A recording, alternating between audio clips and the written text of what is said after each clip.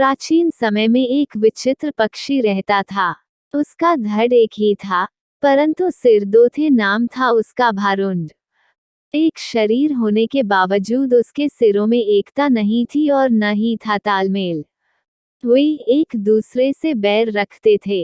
हर जीव सोचने समझने का काम दिमाग से करता है और दिमाग होता है सिर में। दो सिर होने के कारण भारुंड के दिमाग भी दो थे, जिनमें से एक पूरब जाने की सोचता तो दूसरा पश्चिम की ओर।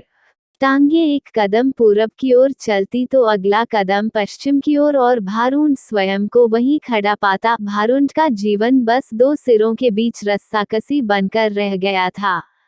एक दिन भारुंड भोजन की तलाश में नदी तट पर घूम रहा था कि एक फल नजर आया।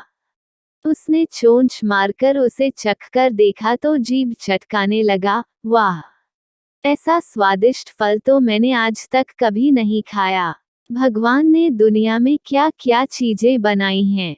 अच्छा, जरा मैं भी चख कर देखूं, कहकर दूसरे ने अपनी चोंच उस फल की ओर बढ़ाई ही थी कि पहले सिर ने झटक कर दूसरे सिर को दूर फेंका और बोला, अपनी गंदी चोंच इस फल से दूर ही रख। यह फल मैंने पाया है और इसे मैं ही खाऊंगा। अरे, हम दोनों एक ही शरीर के भाग हैं। खाने पीने की चीजें तो हमें बांटकर खानी चाहिए। दूसरे सिर ने दलील दी। पहला सिर कहने लगा, ठीक, हम एक शरीर के भाग हैं। पेट हमारा एक ही है। मैं इस फल को खाऊंगा तो वह पेट में ही तो जाएगा और पेट तेरा भी है। दूसरा सिर बोला, खाने का मतलब केवल पेट भरना ही नहीं होता भाई। जीभ का स्वाद भी तो कोई चीज है। तबीयत को संतुष्टि तो जीभ से ही मिलती है।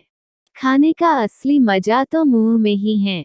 पहला सिर तुनकर चिढ़ाने वाले स्वर में बोला, मैंने तेरी जीभ और खाने के मजे का ठेका थोड़े ही ले रखा है। फल खाने के बाद पेट से डकार आएगी, वो डकार तेरे मुंह से भी निकलेगी, उसी से गुजारा चला लेना। अब ज्यादा बकवास न कर और मुझे शांति से फल खाने दे। ऐसा कहकर पहला सिर चटकारे ले लेकर फल खाने लगा।